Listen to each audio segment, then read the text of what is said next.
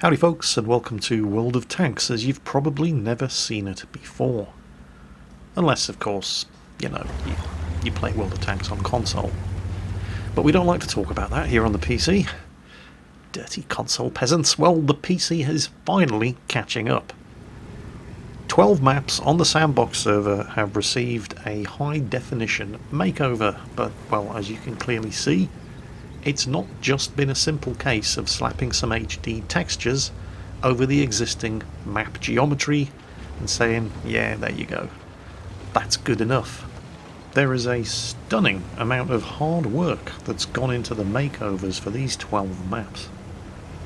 And while the basic geometry of the various different 12 maps hasn't actually changed all that much, the HD remodeling that they've received in some cases makes it hard to recognise the map that you're playing on in the first place. On some of the maps there's a limited amount that they can actually do to make it look better beyond just applying HD retexturing. I mean, Himmelsdorf is always going to look like Himmelsdorf, although, well, you'd be surprised what they've done to Himmelsdorf as well. Some of the other new HD maps, however, well, let's just say if it didn't tell you what map you were playing on at the battle preloading screen, you'd have a hard time figuring it out for yourself. I need to give a shout out, by the way, to Nipple Twister, who was the host for all of the Sandbox server training rooms that you're going to see in today's video. Nipple Twister, thank you very much for your patience, it was very much appreciated. So, who's ready to play a game of guess which map we're on today? We'll start you off with an easy one. Yeah, it's Mountain Pass. It looks different, it's definitely a lot prettier thanks to the high definition textures on absolutely everything, but it's still recognisably Mountain Pass. And it doesn't seem to come at much of a performance cost either. You can see I'm running anything between 90 and 100 frames per second. I was playing on a 3.8 GHz i5 Intel CPU and a GTX 1060 6GB graphics card, but other people were reporting that they were playing on non-gaming laptops and still getting 40 frames per second. So they've managed to cram in all of this extra detail without a huge performance hit. And that's pretty impressive. I have to admit though, I wasn't that impressed with the Mountain Pass remodel. And that's probably more down to the fact that this was either the third, fourth or fifth map in the rotation that I actually saw. And I'd already seen far more impressive things. I mean, this is quite impressive. It's just ridiculous. The reflections from the wet surfaces, for example, and I mean, look at the waterfall. But I'd already seen things that were far more impressive than Mountain Pass. There's nothing wrong with Mountain Pass. It looks really, really good. But I'd already seen better things. So we're going to move on to the first map that I actually took a look at. And again, it's going to be an instantly recognisable map. But the facelift that it's received is astonishingly good.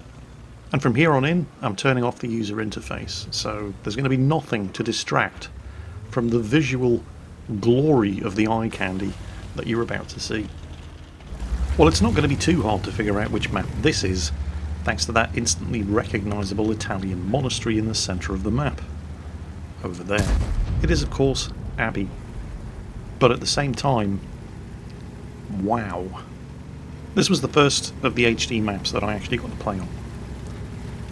I mean, look at that. The architecture hasn't really changed, it's just in much higher definition. Well, some of the architecture has changed. For example, the arches leading into the courtyard in the centre of the monastery, coming up on the left. Very impressive. And the monastery building itself, I mean, look at that. Wow. As well as the foliage and the various different bits of vegetation and individual roses in the rose bushes. It's the same deal with the bombed out village in the centre of the map. I mean, all of this architecture was there before the map got an HD remodelling. All they've done is take what was already there and turned it up to 11. Look at that. You know, for a while now I've been looking at World of Tanks Xbox and PS4 videos on YouTube and just being really jealous about the level of graphical fidelity that those filthy console peasants have been enjoying since, well, forever. Not anymore! That's right. Suck it, console scrubs. Now all we need are weather effects and the Chieftain on PC, and we're there. This bit is a fairly good example of how they've managed to make it look almost unrecognisable just by tweaking the textures and adding a little bit of extra architecture. This is the southern spawn. No, really it is.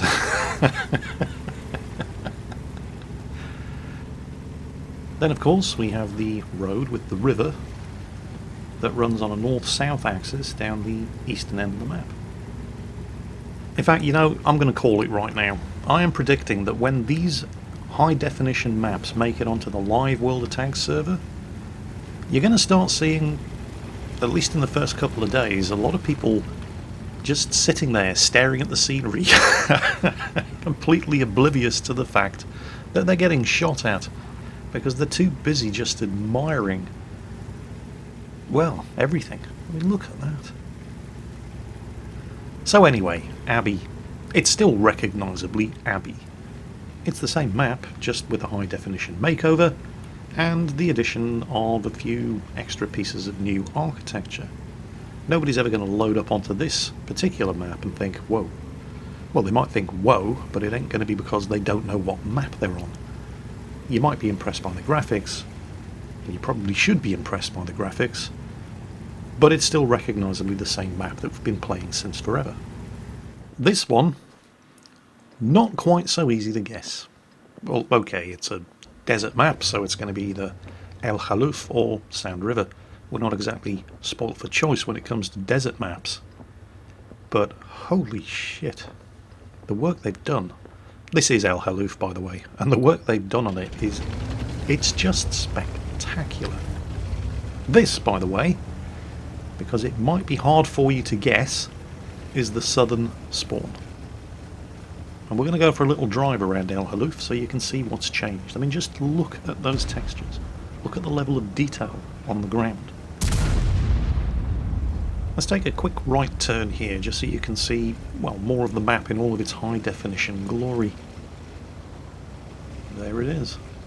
That hill up ahead, the one in the centre, that's where the capture point would be if you were playing El Halluf in encounter mode. And the bluffs on the left have the addition of some new architecture that was never there before. There are the ruins of an old colonial fort up there now. It's not going to affect the gameplay because they've positioned them on top of the rocks that were inaccessible anyway, but it's just an example of how they've managed to add new features to the game as well as the HD rocks themselves, just to enhance the visual experience without actually changing anything radical about the way the map plays. One of the things that I really did have to stop and take a closer look at was this. Look at that. That's the erosion effects on the sand caused by running water. That is absolutely magnificent. That's exactly how it should look. They've definitely done their homework. Let's get you a nice panoramic view of the battlefield from the northern base, while admiring that dead tree just to my right. There we go. There's the hill in the centre of the map that all the light tanks like to fight over, while getting sniped at by tank destroyers camping, well, more or less right here. Let's take another view from a slightly different angle. Look at that. It just looks huge. And that's thanks to, well, the skybox, I suppose you'd call it, but it's not all the skybox. There's actually a large part of the geometry of the map does actually exist outside of the map border, like that bluff ahead over the bay. And check this out. This, I think, is the most visually impressive part of the new El Halluf. Look at the surf down there at the... just... I'm in awe. Absolute awe of what they've done visually on this map. Yeah, that's right, suck it, console scrubs. It took them long enough, but World of Tanks on PC finally looks better than it does on the console. Anyway, that's it for El Halluf. Coming up next, we're going to do an edit of the most interesting features on the majority of the remaining HD maps, but we're saving two in particular for the end, where I'll be going into slightly more detail about the various new map features. We're saving the best till last. For the next couple of minutes, however, just sit back, relax, and enjoy the eye candy.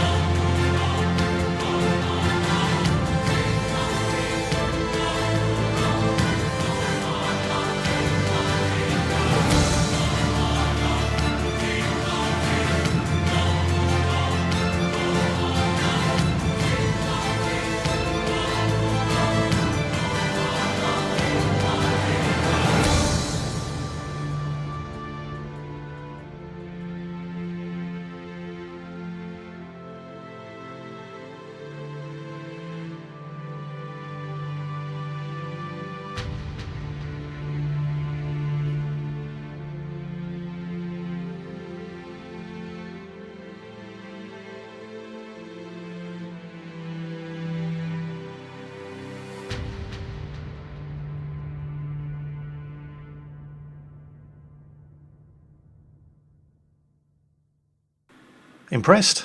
What do you mean, no? You lot are so hard to please. Well, there are two maps so far out of the 12 that have had the HD makeover that we haven't seen yet, and that's Redshire and Cliff. I did say I was saving the best till last. First up, we're going to take a look at Redshire. This is the northern base in Redshire. And the northern base in Redshire is where all the best players spawn, because we get the crashed Zeppelin. Seriously, that's what that is. I thought you've got to be kidding me. Really? Is this Battlefield 1 all of a sudden? Well, apparently yes. And it's not just, as you've seen in the clips from the other maps, it's not just something that exists outside of the map borders. That's actually part of the map. You can fight around the crashed Zeppelin. Let's get closer. You know when you spawn from the northern base on Redshire and you immediately head east in order to hook around the northeastern side of the map and then head south? That's what that is. Previously there was nothing there but a bare-arsed hill and a couple of rocks. Now there's a crashed Zeppelin and you can drive through it and fight around it. And yes, it will stop shells. It's a 152mm high explosive shell. It was stopped dead in its tracks by a couple of millimeters of canvas. Oh, stop quibbling about details, Jingles. Fair enough. But look at this.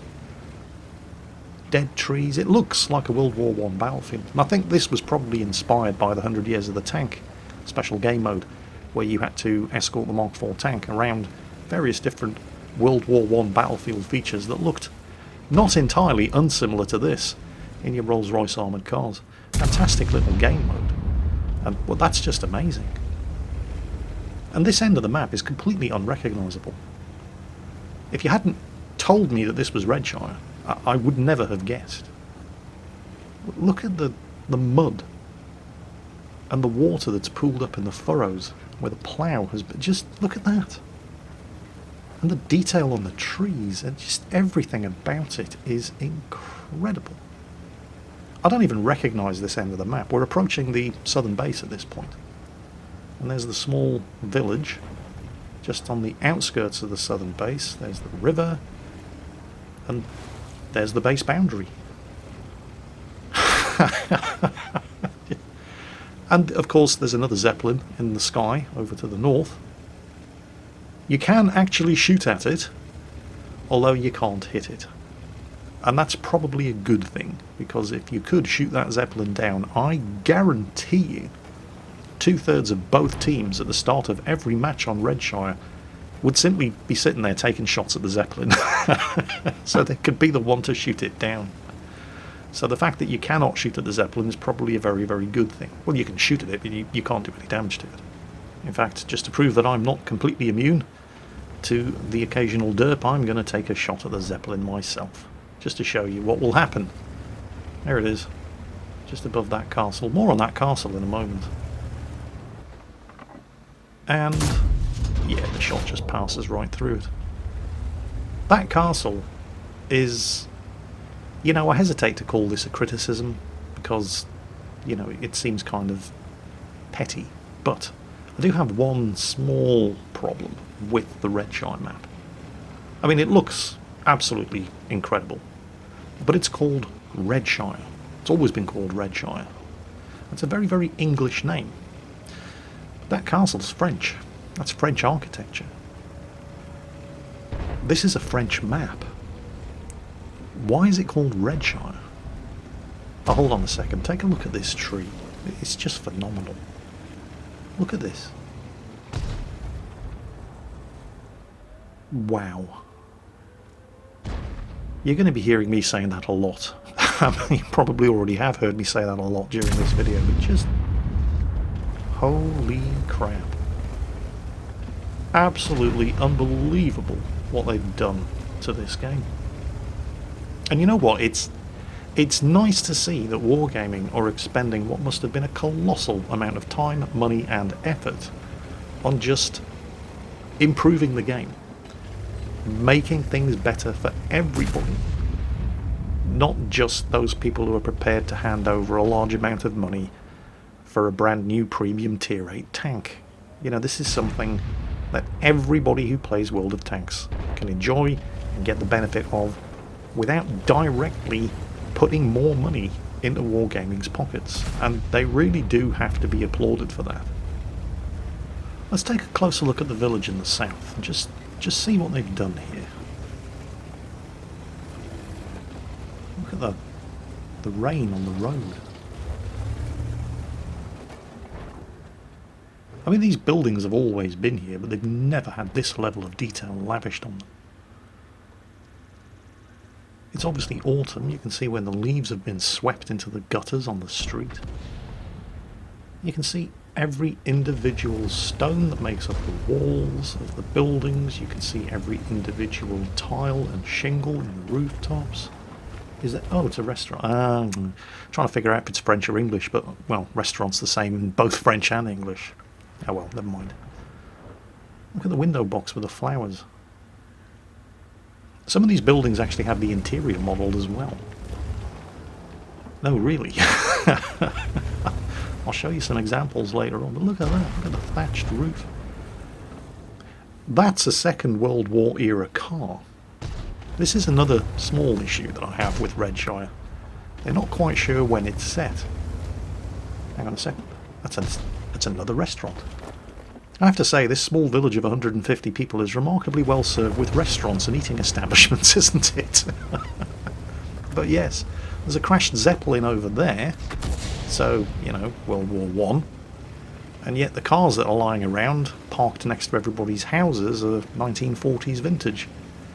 So, I mean, you know, it seems petty of me to be picking over tiny little details like that, given the astonishing work that has been done on this map, but, well, yeah, it wouldn't be me if I couldn't find fault with something. Having said that, though, I mean, just, wow, look at that. It is absolutely amazing. And yet it's still not, in my opinion at least, the best HD makeover of the 12 maps that are available on the Sandbox server. That prize goes to the new version of the Cliff map, because it is just jaw-droppingly astonishing and almost 100% unrecognisable. If it wasn't for the lighthouse on the hill, you would not know that you were on the Cliff map. Oh yeah, definitely French. Striped t-shirts hanging up on the washing line. The only thing that's missing are the berets and the baguettes. So there you go, problem solved. Mystery concluded. It is in fact French. Still doesn't explain why it's called Redshire. But anyway, let's take a look at the Cliff map. Now, strap yourselves in and make sure you're sitting down, because you are going to be blown away by what they've done to Cliff. There you go. That's Cliff. No, really. I'm not pulling your leg. This is Cliff. That's what your brain is telling you you should be expecting to look at, Cliff from the southern base, but this is Cliff from the southern base. It's like your long-lost Uncle Jeffrey turns up. You haven't seen him in 4 years, and all of a sudden he's had a sex change and he's calling himself Janet. There have been a few subtle cosmetic changes. Look, we'll do it again. This is Cliff. And this is Cliff. The only recognisable feature is the lighthouse on top of the hill. There's a surprise waiting around this corner on the right. Are you ready? Here we go. Turning the corner. Turning the corner. And it's a hill. Except now it isn't. Holy shit. Well, it is a hill, except it's a little bit more than that. There's some classical Greek architecture up there. Check out the statues. Check out the Acropolis. In fact, let's check out one of these statues in slightly closer detail. That one will do. Let's zoom in for a closer look. And... oh my god! Cover your eyes, kids. This statue's rated R. Ah, that's it. Video demonetized. Sexual content.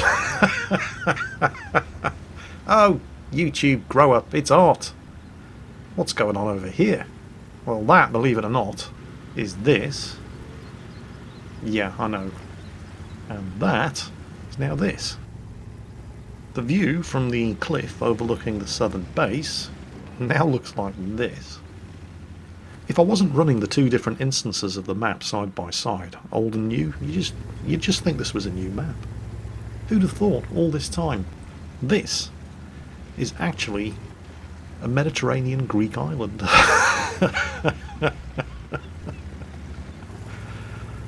Yeah, I know. It's such a massive improvement. I mean, visually there was nothing wrong with Cliff in the first place. It was a perfectly adequate looking map, but this is... I'm running out of superlatives. I think I've used astonishing, phenomenal, magnificent, amazing. I've said wow more than a few times, but I'm running out of words to do this justice. Just look at it. Look at that. And then look at this. It's no contest, is it? I mean, it's unfair to even compare the two. This versus that. It's not even in the same league. Hell, it's not even playing the same sport. It's just not fair to compare the two. And remember, 100 frames per second with a GTX 1060 graphics card and a 3.8 GHz i5 Intel processor. Yes, really. I kept noticing little details. Up there, do you see that? It's the surf from the waves hitting the rocks that are now in this bay. Let's see it again from a different location. There it is. Different location, different angle, same effect. It's like no detail has gone overlooked. Wargaming, you do realise that you're just making a rod for your own back here. I mean, in the same week, you've made World of Warplanes fun and playable. And you've made World of Tanks look like it was developed in the 21st century. I mean,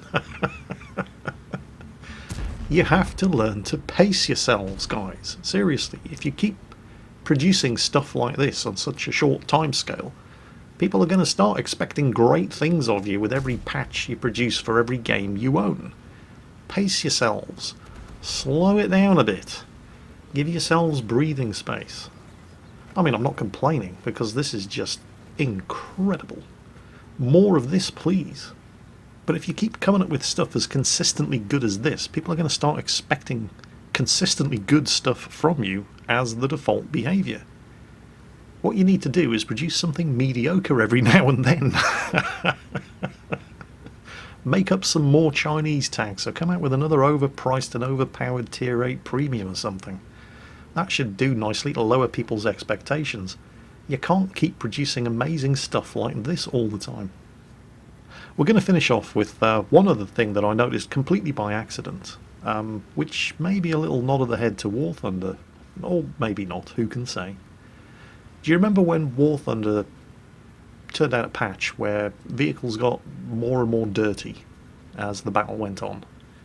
You got covered in snow if you were fighting on a winter map, you got covered in mud if you were fighting in a European map, your tanks got covered in dust if you were fighting on a desert map. Remember that? Yeah. What's this? Jingles, you dirty monkey, look at the state of your Batchat, it's covered in crap. Clean that tank up this instant. Roger that. There's a very conveniently placed river just ahead here on Muravanka. Don't mind if I do. And as quickly as that, not only is all of the dirt washed off, but the tank is actually wet and dripping water. Look at just... yeah, I know. Bite me, War Thunder.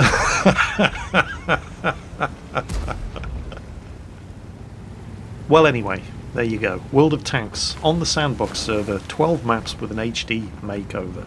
Absolutely bloody amazing. More of this, please, Wargaming. Hope you enjoyed today's video. Have yourselves a great weekend, and as always, take care, and I'll catch you next time.